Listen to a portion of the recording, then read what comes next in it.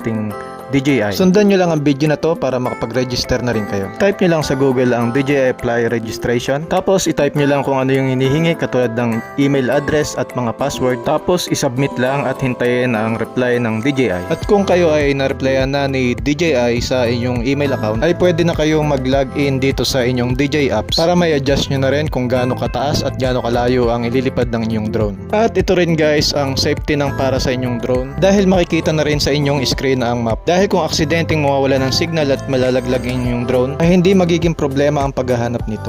At syempre guys, malalaman mo na rin kung gaano kalayo ang nalipad ng inyong drone. Sa mga oras na to guys, halos nasa 200 meter na yung nililipad ng ating drone. Basta naka full charge lang inyong battery ng inyong drone para malampasan niya pa yung 200 meter. At syempre wala rin nakasagabal na ibang connection katulad ng wifi para sa tuloy-tuloy na pagkontrol sa inyong drone. At syempre guys, kung sakaling malolobat ang inyong drone ay magsisignal naman ang